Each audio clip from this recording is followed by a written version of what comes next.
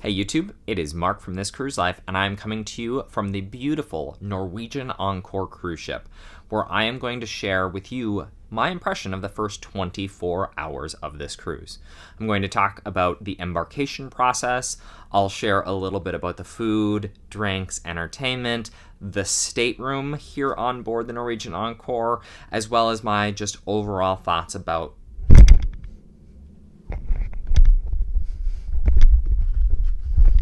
that didn't exactly work, did it? Well, I tried to tell you about my first 24 hours on board, but it was a comedy of errors that you can see here and here. And they gave us a piece of paper at the bottom of the escalator. Blue, go this way. Yellow, go this way. Well, you got up to the top of the escalator and it wasn't signed. So I scripted out my first 24 hours, and I'm going to record it to you live here and put in a whole lot of video and photos so you get a sense of the first 24 hours.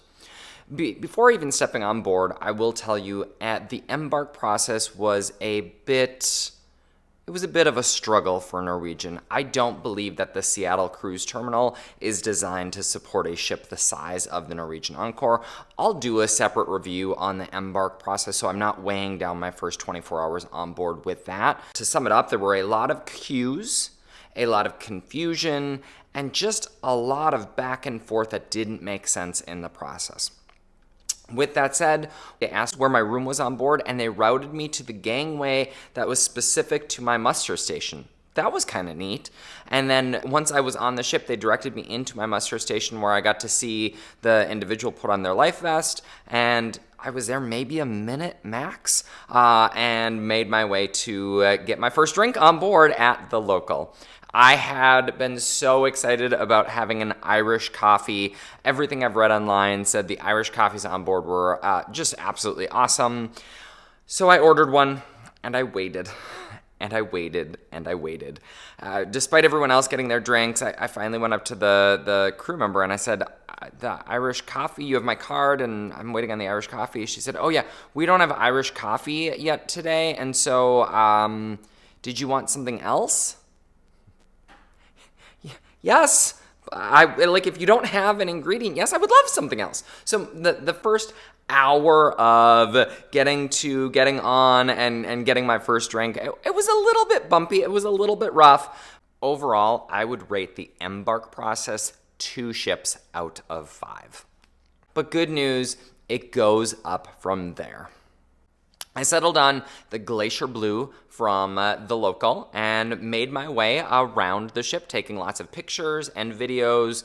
After wrapping that up, I stopped at Malting's bar where I grabbed the other drink that I was most excited about. Norwegian Cruise Lines has their own exclusive brand of spirits called 66 by Norwegian, the year that the cruise line was founded. And so I had a 66 gin. Yes, I do realize I had a 66 gin at a whiskey bar, but it was super smooth. I recorded a little video about that as well. What I loved about Maltings is I loved the dark feeling, the dark woods, just the overall lighting in the space. It was just very intimate and very almost like, well, it was connected to the Humidor cigar bar. It had a really cool old school vibe. Really enjoyed my time there at that bar. I continued to navigate my way around the ship, taking lots of pictures and videos, and one of my first early observations was that there appeared to be a lot of dead ends, or spaces where I couldn't get anywhere else. This was especially true before stateroom access was open to passengers, because all of the hallways that run forward aft were closed. And so there were several times where I had to either go up a couple flights of steps or go down a couple of flights of steps to actually navigate further on in the ship. I grabbed my first food on board the Norwegian Encore in the observation lounge. So they put out little handheld sandwiches and finger foods. It was okay. I grabbed a glass of champagne from the observation lounge bar. And it was not top shelf champagne. It too was okay. So I made my way up one deck to the buffet. This buffet reminded me very much of Windjammer from Royal Caribbean. expansive. And on Embark Day, it was just like any other buffet that you would expect. It was loud, it was crowded, it was a bit chaotic. But the food, I had the pizza. It was this thin crust pizza, and I was like, ooh, this isn't going to be very good because it was very flimsy. It was delicious. I had the Indian food in the buffet was amazing. The Garden View Cafe was amazing. And then there's a bar directly in the buffet area, which I loved. I finally got my Irish coffee, and I will tell you, I knew at that time I would be back for many more throughout the week. It was the best drink that I had tried yet on board. The food, the drink, that part of the day, I would absolutely give that buffet a 5 ships out of 5 ships. Again, I'm not a big buffet guy on cruise ships, but I would eat here again, and I will eat here again in a heartbeat. And that Irish coffee was delicious. And then I made my way from lunch. I figured, okay, staterooms would be available. It's about 2:30. I was a little annoyed, actually, because staterooms still were yet to be ready. And it wasn't so much that the staterooms weren't ready. That didn't bother me. It was the fact that everyone was congregating in the stairwells, just sitting on the stairs, blocking egress for other passengers. I was a little bit annoyed. I'd also had a few to drink, so that probably didn't help matters. I still count this as part of the embarkation process, which was 2 of 5 ships, so it doesn't take any other points off of my rating overall. To avoid the crowds, I went up on deck and I got to see some race cars go around the racetrack. I got to explore the virtual reality space and do a couple of tours in there. I got to see the laser tag, which is up on deck, super cool. And I got to watch us sail away from the beautiful port of Seattle. It was a great start on the Norwegian Encore. At this point, the staterooms were ready, and so I went down and I took a little bit of a nap. It could have been some of those Irish coffees or the maltings, or I also stopped at the mojito bar because I had to try one of the mojitos. It could have been the drinks or the fact that I had to be up at 4 a.m.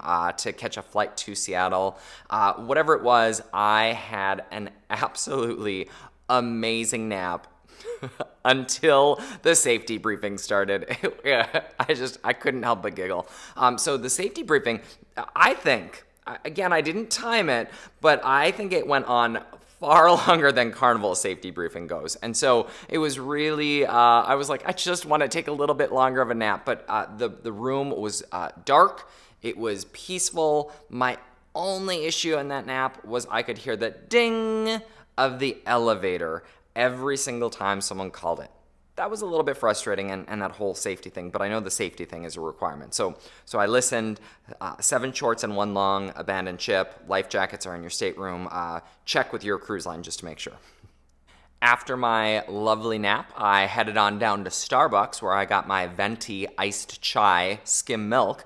And there was absolutely no line at all. I walked directly up to the counter.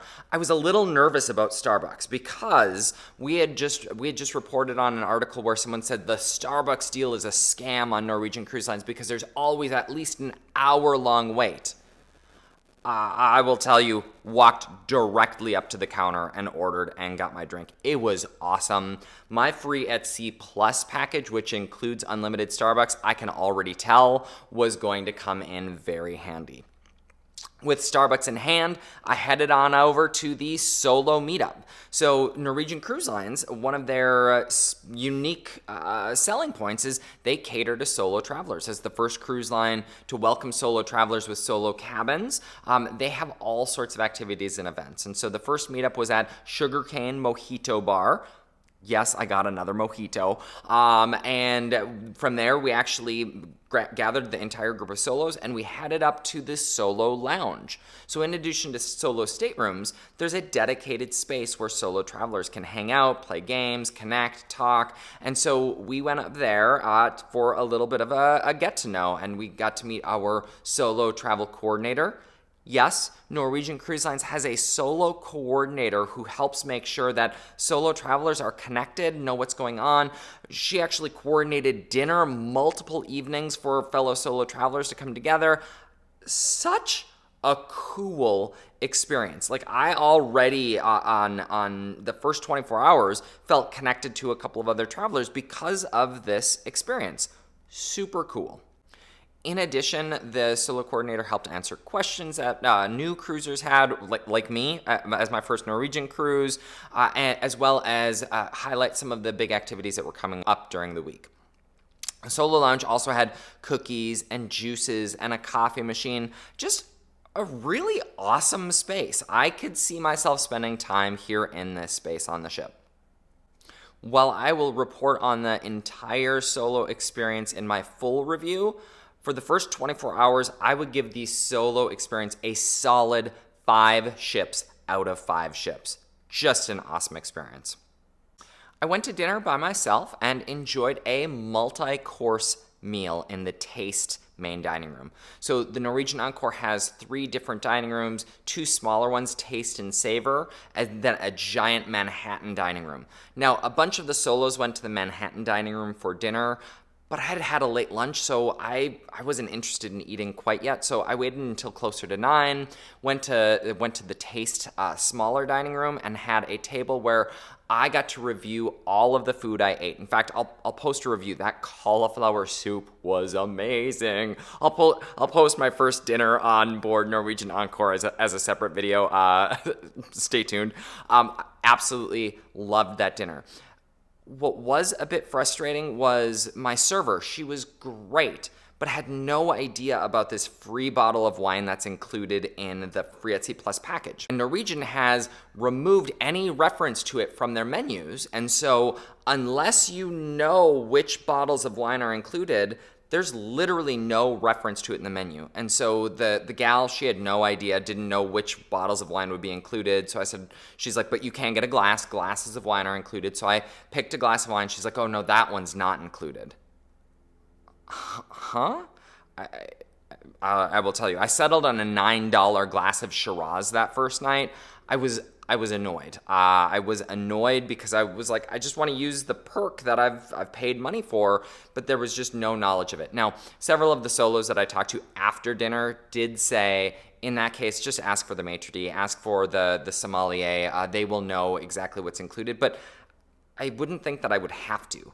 Norwegian had a solution where they just had which wines were included on the menu previously, but I truly believe that people knew that wine by the bottle was included, and that's why they removed it, because now I just settled for a single glass, which was more than sufficient because I had had plenty of Irish coffees by this point.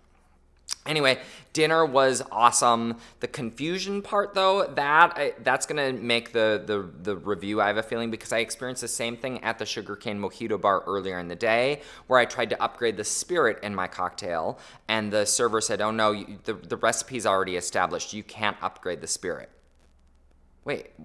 And then I watched them make the drink with the original spirits. Just swap out the spirit that is in the recipe for the spirit that I'm at. Anyway, dinner was tasty. I actually went back to my stateroom because I was still tired. Despite the teeny tiny nap that I got, I was still tired and I was going to call it a night. But the solos had other plans. They messaged via the app, thanks to the Wi-Fi that's included in the Free at Sea Plus package, and said, hey, we're all heading out to the District Brew House, the piano bar on board, brew house bar. You should come. Twist my arm, headed on out to the District Brew House, and we had such a fun time. Oh my gosh, it was so much fun. We ordered multiple different drinks. We tried each other's drinks on board. It was just so much fun. The piano player was rowdy, and we had fun with him. Just a great end to the first night.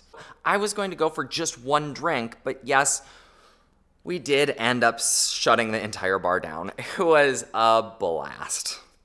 Finally, it was time to head back onto the stateroom. Not to worry, I will be posting a full stateroom review and tour as a separate video as well. When I got back, I finally unpacked. There just wasn't enough time during the day to prioritize that task. I was doing too much other stuff around the ship. I brushed my teeth and I climbed into bed and I slept so soundly. Now, I don't know if it was the fact that I had been traveling and I had been up by that point for almost a full day. I don't know if it was all of the walking and steps and stairs that I did on the ship, or maybe a combination of the district brew house, some of those concoctions that we enjoyed there.